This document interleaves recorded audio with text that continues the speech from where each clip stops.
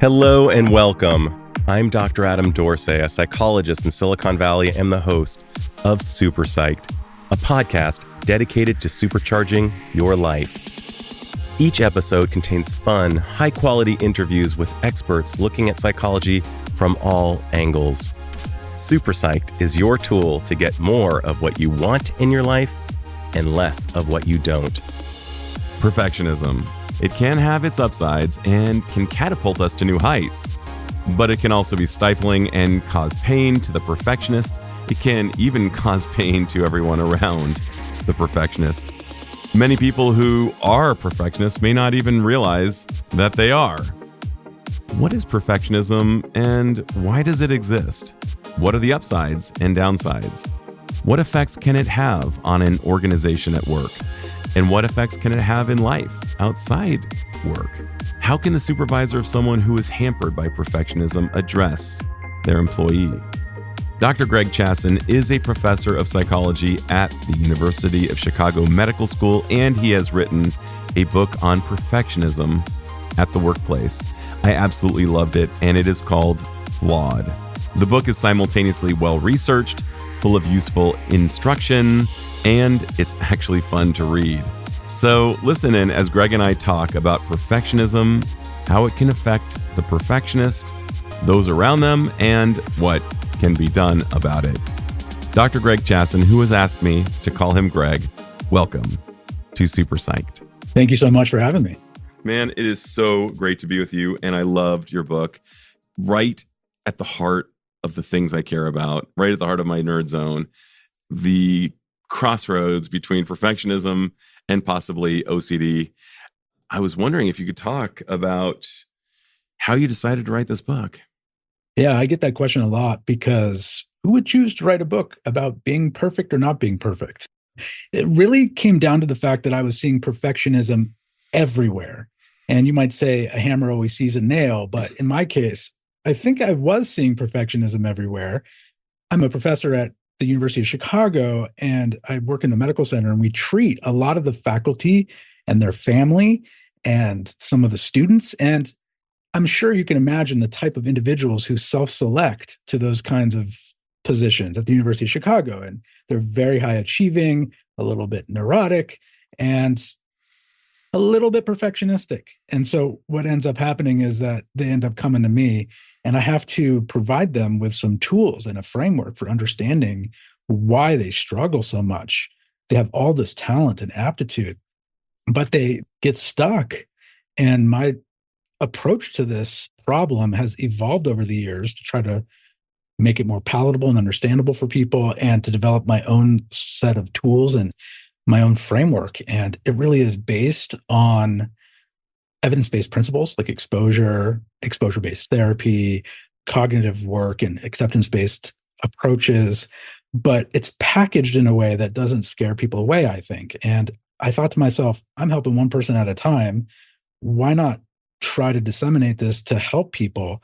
Now, there are self-help books for perfectionism, but there's really nothing out there geared towards corporations or leaders or managers who I know are seeing this all the time in their work. So they're encountering employees who are perfectionistic and getting stuck. They're needing to fix things over and over again. They're missing deadlines. They're procrastinating. They're seeking tons of reassurance to the point of being annoying to everyone around them. And I thought, let's give them a framework and some tools for working with folks in a corporate setting or in an employment setting, so that they're feeling like they're armed to help and to leverage the strengths that come with perfectionism, because there are. Talk about this in the book, but this is not a witch hunt. I'm not trying to suggest to get rid of them. I think they can be some of your most powerful employees, and they can be conscientious. They can be loyal. They tend to be quite honest. And obviously, they're probably the hardest working person in the department, just because they've learned how to triple down on things over time. They won't be the most efficient person in the room, but they'll be very dependable in that sense. So there's a point at which, though, it becomes debilitating and paralyzing for people. And that's the point where I think employers, managers, people with just a desire to help a fellow human being, that's where they step in. Beautiful. And you may be in the academic epicenter of this phenomenon. I feel in many ways that I am in the industrial epicenter of this phenomenon. I'm in Silicon Valley. We have higher incidences of people on the autism spectrum, which is correlated, as you mentioned, with perfectionism at times and perfectionists in general. Mm-hmm. And it's what I refer to as an overblown strength. I often refer to this kind of as the Olympic shot putter syndrome. They have incredibly strong arms. Yeah. But they have difficulty lifting a coffee cup to their mouth because there's just too much bicep in the way. And it's almost like this coping strategy of perfectionism that got the people you are working with through medical school and to be at the highest levels of research. Right. Lends it to a rigidity, as we're going to be talking about, and perhaps as a result, a brittleness, a fragility. On top of it all, you reference the term several times throughout your book, and I think it is incredible that you do so, going above and beyond, and the repercussions of that becoming the new gold standard of going above and beyond, which we'll get into in a minute. Before we even do that, that's just a little bit of a teaser for later. My man, what are the origins, as you see it, evolutionarily speaking, of perfectionism? Because it's in some ways slightly counterintuitive. You would think that good enough in terms of in the root of our psyches would be good enough.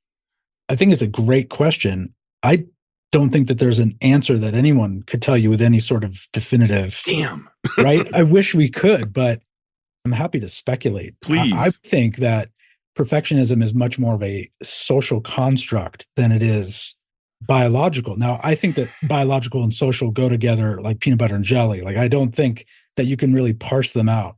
It's both. But to be honest with you, I think we are extremely social creatures, and that's what separates us from other mammals. And I think perfectionism is at the heart of that social dynamic. We are extremely conscious of what other people are thinking of us and where we fall on the social pyramid and the hierarchy. And I believe that perfectionism is a byproduct of that, where we are essentially engaging in impression management, trying to achieve.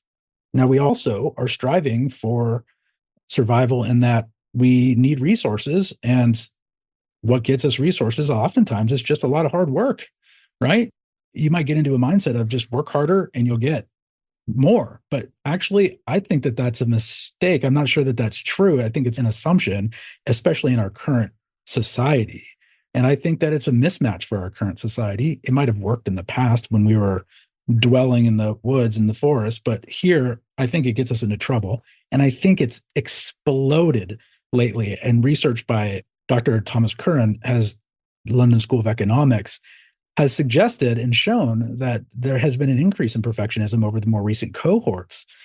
And I see it anecdotally all the time. There's a lot of perfectionism and it seems to be everywhere. And I think it's largely due to social media and people having easy access to do upward and downward comparisons to other people.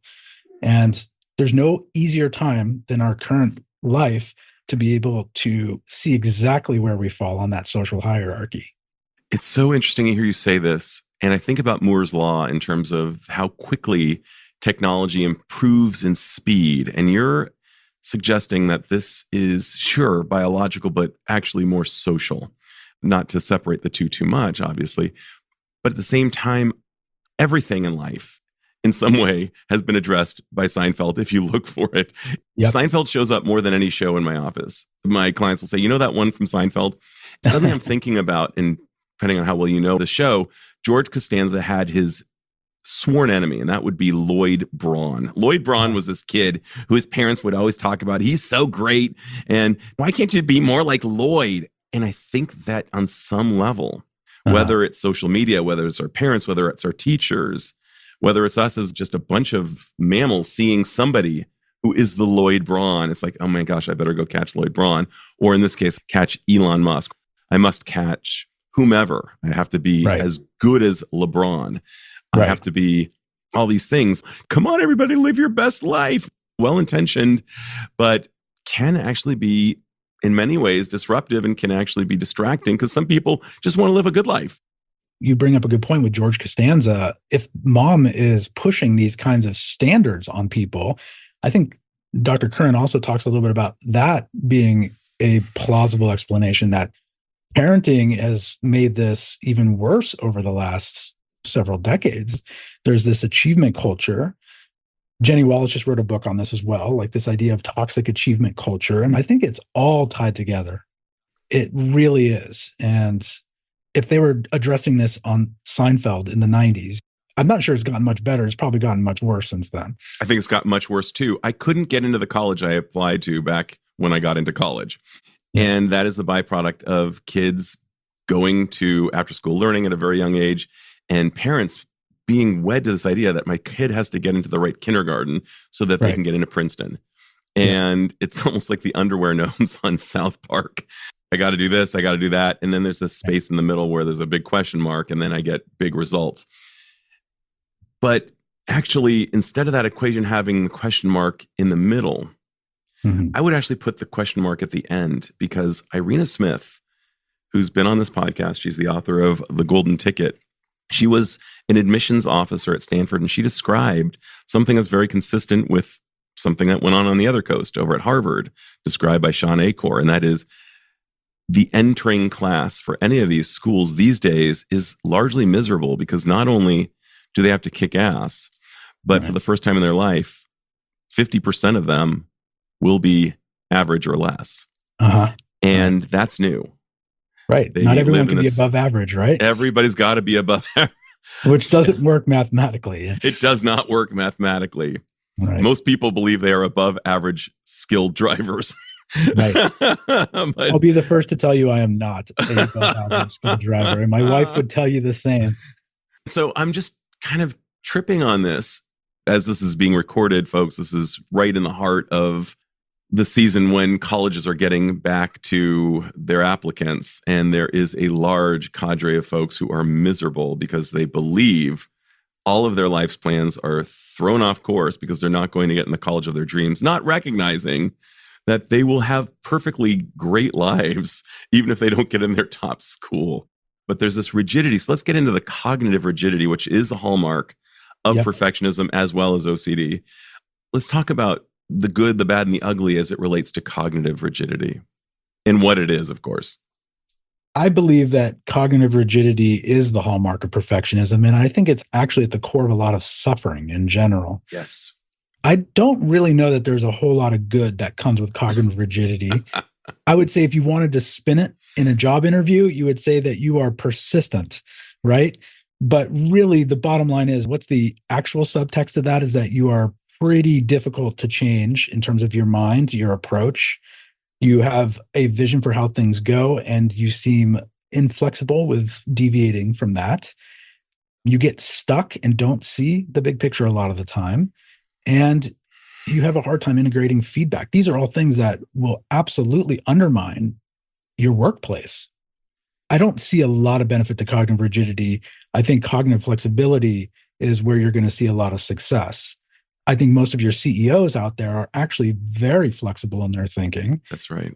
Very non-perfectionist. I get that question more than any other. It's like, oh, so these people tend to rise to the top because they're such high achievers. And I say they make it quite high, but they never quite get to the top, because those people at the top, they need that flexibility. Most CEOs don't get stuck on making a lot of decisions because they can't. I remember Barack Obama talking about how the hardest problems, he would only be dealing with the things that made it through all these other channels before it got to him. And so he had to make these really tough choices. But in the end, you can't sit there, and not making a choice is making a choice. That's right. And it's maybe in many cases, as Teddy Roosevelt said, the worst choice of all. The best thing is to make the right choice. The second best thing is to make the wrong choice. The worst thing is to make no choice at all. And I just had Guy Kawasaki on 2 weeks ago, and he was one of the guys who helped really launch the Macintosh into common use. And he described the idea of not being obsessed with making the right choice, but making the choice right. Finding a way to be cognitively flexible after having made the choice, even if it wasn't the right choice. And to your point about Barack Obama, I had the pleasure of having an elected official on my podcast That would be DA Jeff Rosen for my county. That includes Silicon Valley. Mm-hmm. And he said if something makes it onto his desk, he's choosing between two horrible options, and he has to choose the less bad option. And one of the things that you and I both had to learn for the EPPP was the idea of choosing between two good things can be perplexing, but it's not so awful. Choosing between a good and a bad thing, very easy. Choosing between two awful things, very, very hard. And to your point, having that cognitive flexibility and the executive functioning to say, I'm going to dance with this. I'm going to get fully rabbinic and say to myself, how do I see this from every angle and choose the less bad option? Right. Or just pick one and realize that there's nothing you could have done. I think that that's a big element of what I talk about in my book is this control, that people have this illusion that they have some sort of control and that they're exercising this control. I think it's safety blanket. They think that they have this control and that they exercise it. But in reality, all a fantasy, all an illusion. There's very little that we actually can control. And often we're not even controlling those things that we can control. It's really just an amazing paradox in my mind. So true.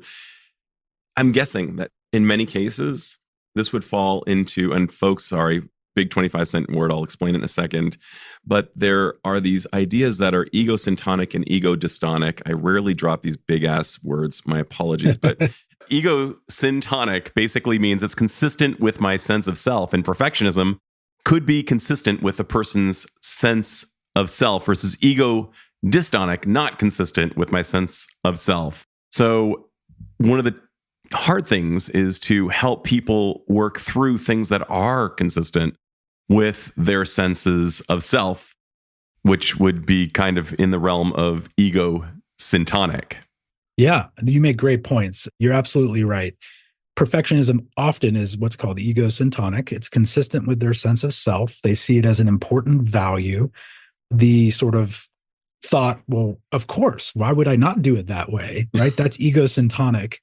And the ego-dystonic piece is essentially the opposite of that, where the thoughts that are popping in and the beliefs are very inconsistent with your sense of self. We all have these, right? Intrusive thoughts where they pop in and we feel repugnant. We feel awful about having these thoughts. And they're so bad, I don't even want to tell you what mine are, but we all have them, right? And those are ego-dystonic. Now, interestingly, perfectionism can fall into both. The ones that are more ego-syntonic tend to be related more to your personality structure. We call more obsessive compulsive personality versus the other one, which is more ego-dystonic, which is called obsessive compulsive disorder. So it's a very fine-grained difference. And I wouldn't expect a lot of people to really care or know about that. But it does come down to what you're describing, I think, is the core differentiating factor. And really, if you want to boil it down, it's insight, it's self-awareness, right?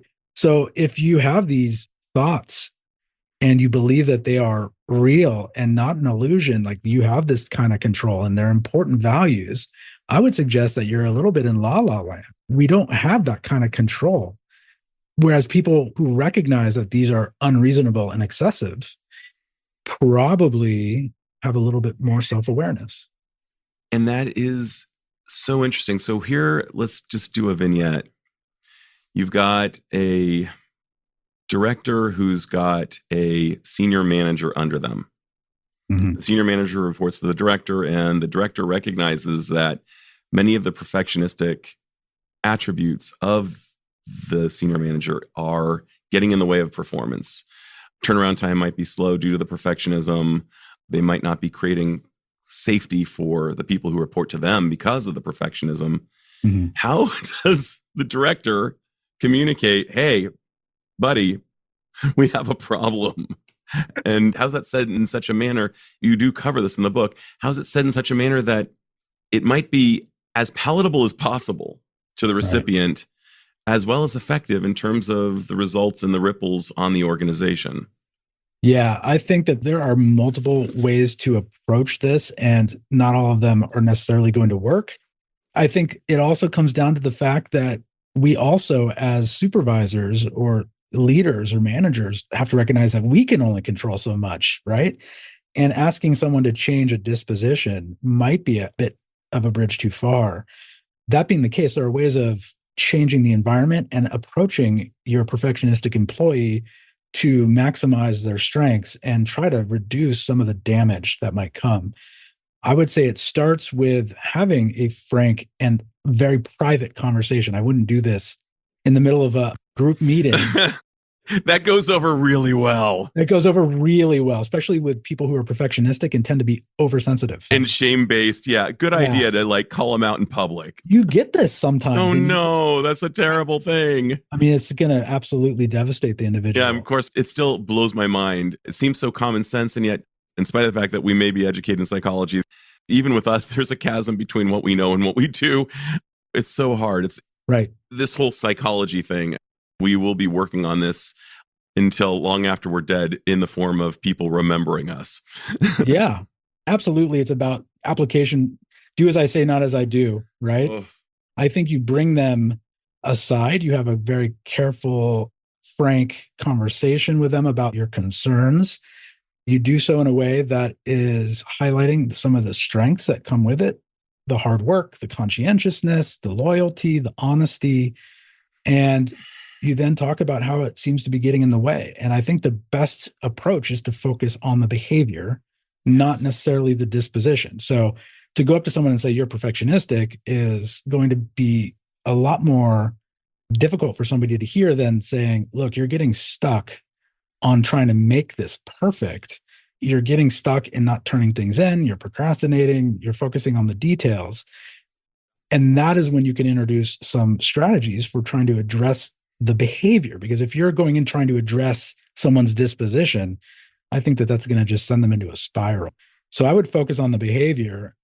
I think if they're lacking insight, I think that is actually going to be your biggest obstacle, to be honest. I think somebody with insight is going to show the motivation to want to change. They're going to put in the effort, and they're going to do it probably perfectionistically. Some of my favorite patients with perfectionism are the ones that come in, are there on time every time perfectly. They are super sweet and nice to the staff. They do all of their therapy assignments. They are trying to be perfect patients. And actually what I will tell them is that I want them to not be perfect patients. That is the strategy, is I want you to make mistakes on purpose. And I want you to come in and I want you to do a half-assed job on your homework assignment. And they look at me like I'm nuts. But that is basically my strategy, is can we get you doing things that are not perfect on purpose? So I want to address something that's been going through the zeitgeist. It's, I think, a well-intentioned quote, but I think it's actually potentially exceedingly toxic. Okay. And by the way, I love that you brought up the fact that perfectionists are such nice people oftentimes. Oh, yeah. They show up on time. They're wonderful. I think of Leslie Knope from Parks and Recreation, another TV show I absolutely adore. There are two faces of perfectionism as I see it, Leslie Knope and Larry David. Larry David is always right, but he never ends up getting love at the end. He's just constantly, to use your term, he's constantly nuking flies. You use the expression in the book really beautifully about, sure, you kill the fly when you use a big bomb on it, but you end up with scorched earth everywhere and many more problems than you actually solved. What are the hidden costs of perfectionism within an org, as well as perhaps for the individual who's suffering from it?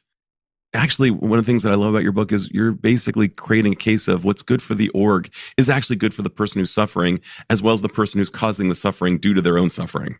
Yeah, right. There's a certain irony there, right, that we talk about in the book. I think that perfectionism has a profound impact on the organization at multiple levels. And I think it's underappreciated, drastically underappreciated. And I think, number one, it absolutely undermines a healthy workplace culture. I think it leads to a lot of toxic behavior, resentment. I believe it leads to leaders resenting their employees, employees resenting their leaders, other employees resenting each other.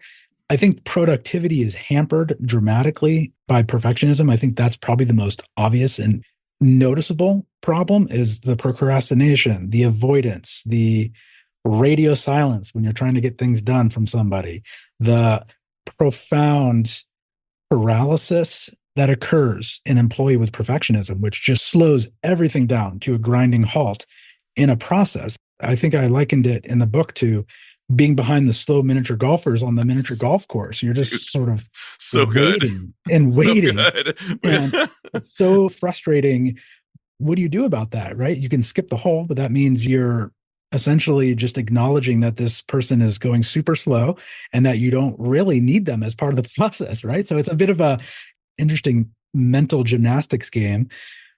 I think that then ties in to the next question that you asked is what about the person with perfectionism? And I think it's absolutely devastating for them because most of the time they know that they get stuck and there's so much shame and guilt and embarrassment. And I don't need to tell you this because you're a psychologist, but I think there's no more powerful of an emotion than shame. I think it is just crippling for most people. And they often have a hard time even recognizing that they're experiencing it. It's just this silent assassin that will just take you out at the kneecaps. And it is, I think, poisonous for most people. And I think perfectionism leads right into shame. A lot of the time, they're not living up to their own expectations. Granted, those expectations are perfectionistic, excessive, unreasonable, rigid, but they are not living up to them nonetheless by nature of how rigid they are. And so therefore the shame comes and it hits them like a brick to the face. I can't think of an easier way to demoralize somebody in the workplace. And then what happens with the rest of the people who are around them? Not only is the resentment growing because the work's not getting done, but now they're looking at this coworker who is not only avoiding everything and not doing their part, but is just probably hopeless and demoralized and feeling so much shame. And the shame is so bi-directional. The person experiencing the shame may actually use expressions that cause those around them to feel shame as well. Right. And I'm thinking about my own perfectionistic tendencies, which are quite exquisite. I refer to myself as the hair club for men guy for relates to anxiety. Back in the day, there's an ad that the guy says, I'm not just the president of the hair club for men, I'm also a member. And as it relates to anxiety and perfectionism, I don't just treat these things, I suffer from them. Right. This very morning, as I was walking my dog, I learned that I had an appointment with an internist for him. Very difficult to reach internist, comes once every 4 weeks. And my dog really needed to be seen. Guess what? I thought I was meeting at 11. Turns out I was meeting at 10. I was scheduled to meet with you at 11. And I crumpled. The shame monster, almost like in Big Mouth, if you've ever seen that show, there's like the shame monster. You've seen it. So good.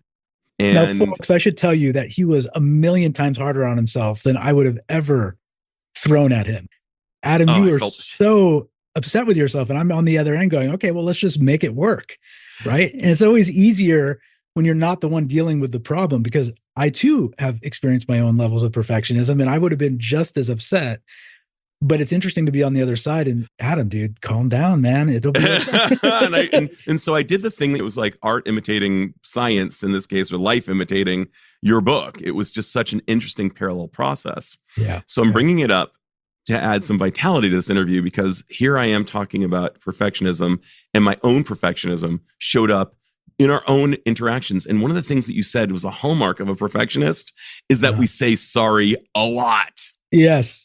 If we were Canadians, we'd be saying sorry. But I said sorry so many times. And here I am thinking to myself, I guess I have some work to do. So for us who say sorry a lot, for us who are perfectionistic, you described exposure therapy and other things, but what are some of your favorite ways to help reduce the inflammation caused by perfectionism? That's a great way to put it. I appreciate the question. I do believe that exposure is great. And I would encourage people, and it doesn't need to be super intense or doesn't need to be super formal. In fact, if you're not a therapist, I would encourage you not to do formal exposure therapy unless you had an exposure therapist with you. But exposure principles are relatively simple. You lean into the things that are scary, but most importantly, or equally importantly, you have to resist the urge to do all these safety behaviors that I've talked about in the book, things that you do to try to calm yourself in the moment, the apologies, the excessive apologizing, the avoidance, the procrastination, the checking over things a gazillion times. These are safety behaviors. And so I would encourage people to lean into making mistakes. In fact, part of the book sort of catches people, it's a bit of a way of getting people's attention, as I say, I would encourage you to make mistakes on purpose. And people think that that's crazy. And it's not, because it's exposure. And the idea is by doing that, you loosen your thinking around making mistakes. You understand what is truly important, how you can deal with making mistakes, and that it's not so devastating. That is what I would encourage people to do, is to find ways of leaning into making mistakes. I essentially do that with my framework, emphasis A, B, and C, which I talk about in the book, where emphasis A is doing things perfectly, giving it your all. Emphasis B is get her done. And emphasis C is don't do it at all. And really, there's no judgment with any of those three. They're all used at various times strategically. And I think it really depends on your values and what it is that's before you. And there are times where emphasis A makes sense, studying for a test that's really important to you. Or if you're an orthopedic surgeon, perfectionism might be good there. Well, it's really funny you say that, because I treat a ton of physicians, including an orthopedic surgeon, dentists, you name it. And actually, I still use this framework for them because they get paralyzed. And it's more dangerous when they're getting paralyzed doing their procedure than if they were not trying to plan A it. I know, or emphasis A it. I know that sounds scary, but it's true. I think there's more danger in them getting fixated, having you on the table for way longer than is necessary, and getting stuck on something that's really not life or death. I personally, I know it sounds a little bit out there, but I would rather have my surgeon approach this in a way that is more natural, a little bit more of an emphasis B, maybe a little bit more leaning towards emphasis A, I'm not going to lie. But for them to be focusing at the level of where they get stuck or paralyzed, I actually would be very scared to be on the table at that case. You know, Scrubs corroborates that notion. One of my other favorite, I'm mentioning a lot of great shows, but Scrubs, if I have one comfort food for all time, I have watched and rewatched Scrubs. And I was just coincidentally rewatching the episode where Turk, the main surgeon on the show, asks his attending physician who's the best surgeon on the team. Right. And lo and behold, it's the Todd. It's this jock kind of guy who does high fives and really dumb, kind of great fourth grade jokes. And he said, Todd doesn't overthink it. And I'm kind of leveraging Anders Ericsson's work. He's the guy who is responsible for Malcolm Gladwell's kind of erroneously described 10,000 hour idea. But the concept is deliberate practice. Yep. Obviously, the surgeon that you're talking about, who could be the miniature golf guy who's holding up everything and actually causing more problems by taking too long, it's obviously dependent on deliberate practice and becoming an expert and becoming amazing.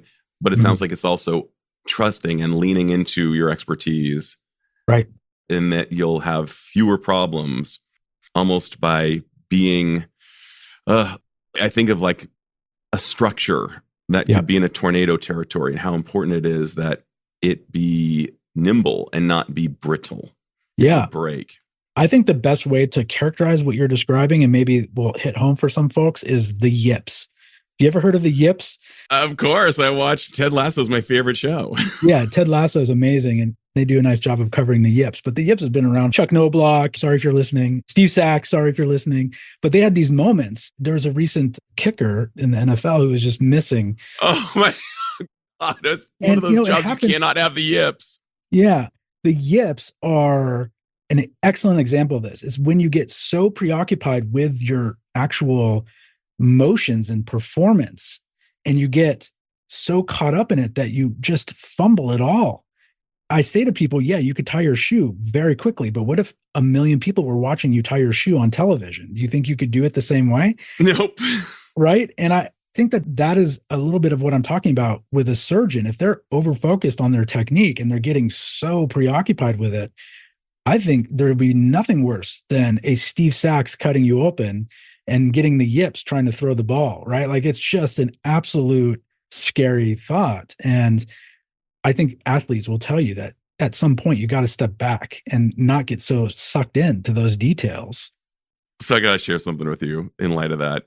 I had Steve Kerr on, and he was talking And for those of you who don't know him, he's the Golden State Warriors coach. He played alongside a guy named Michael Jordan when he played for the Bulls. He's incredible. He actually has the highest 3-point average of all time. And he was obsessing about how he was shooting at one stage of the game.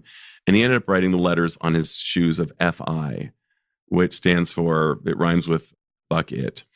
But he needed to remind himself to just shoot the ball.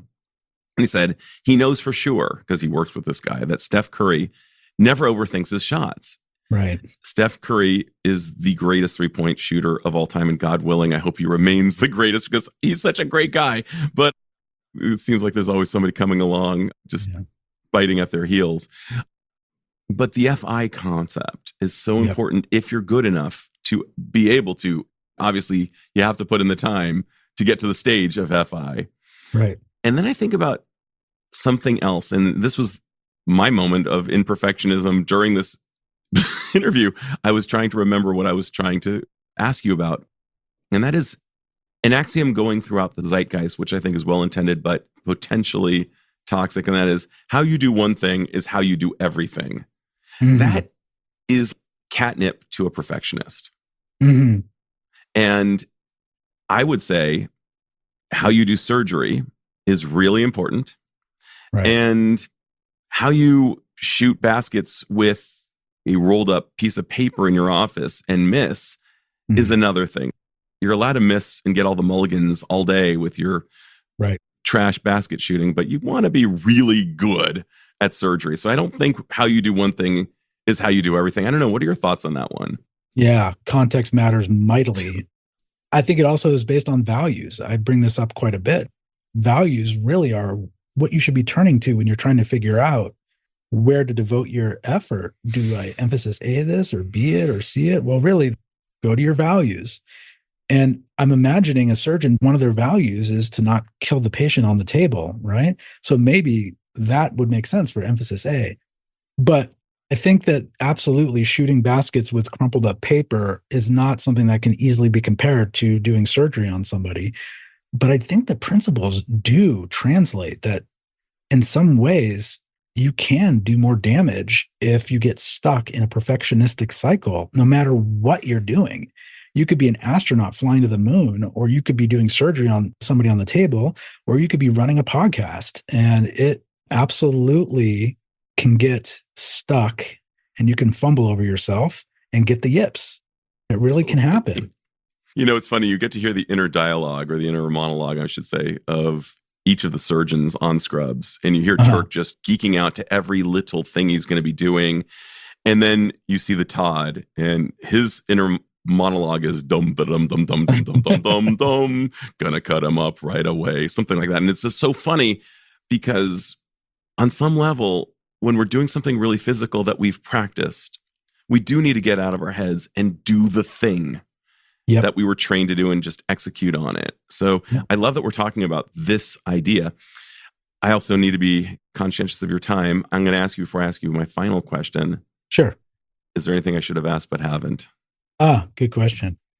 I would say the thing I would suggest is some people listening to this, it might resonate so much that they're actually struggling really tremendously with perfectionism. And so this book that I wrote, Flawed, is meant for managers and leaders. Managers and leaders can have perfectionism quite profoundly. There's no doubt that this book might resonate with certain people, and to the point where they realize that they need extra help. The book is not designed to be therapy. It's designed to increase awareness and provide some strategies in an organizational setting.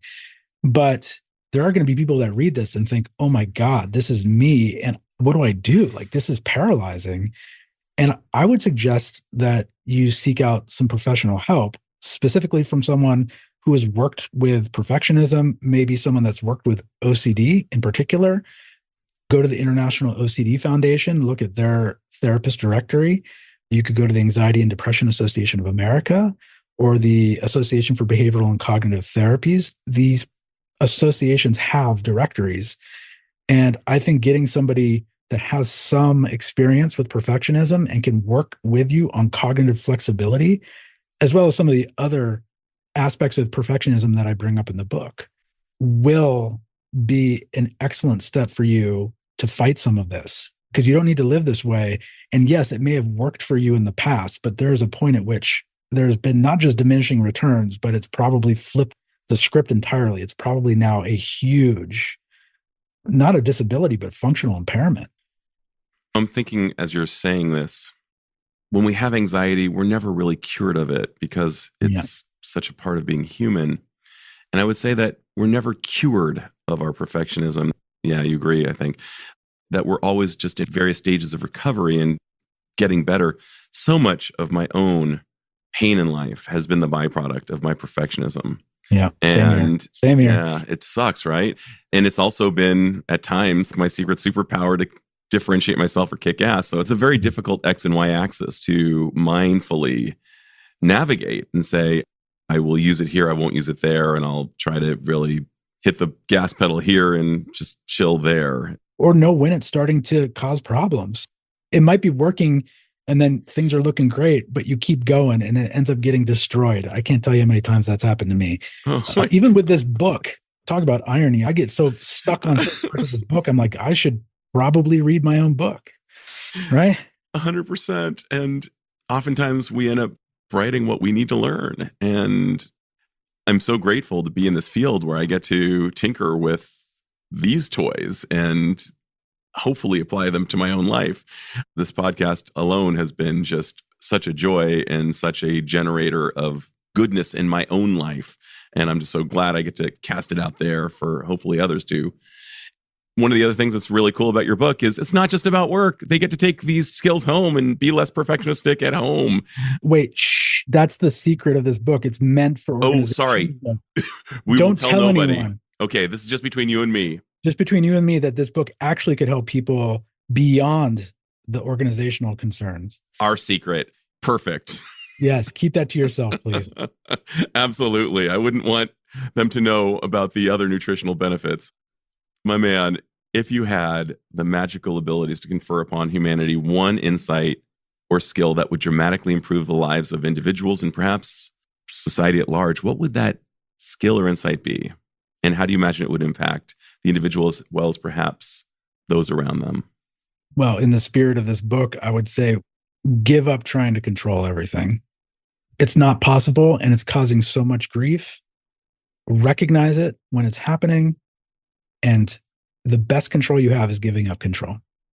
Can you say more about that for those who might have trouble grokking it? The best control you have is to give up control. Essentially means that we cannot control nearly as much as we think we can. And trying to do so is what puts us in our own prison of behavior, rituals, and getting stuck and trying to do things that just can't be done or not even worth doing. And the best control you have in that situation is to realize that and let go, which is control, right? The control is giving up control. So good. It's I'm floating down this stream and it's going really fast. I'm not going to try to paddle against the current because I will lose. Every time. And this is what society does most of the day, every day. Bro, that is so useful. Greg, I cannot thank you enough for deciding to invest time in writing this book. It's outstanding. Thank you. It's easy to read. It's at times funny. You come up with metaphor after metaphor. And I'm going to be recommending Flawed to a great many people. And I'm just so grateful also that you shared your wisdom on my podcast. This has been so fun to hang with you. Thank you so much. It's been delightful. I think that this is an awesome platform. And thank you for everything you do. And I thank you for having me on here. Right on. This is Dr. Adam Dorsey thanking you for listening to Super Psyched. If you know anyone who might like it or who might benefit from listening, share it. And if you like the episode, please hit subscribe.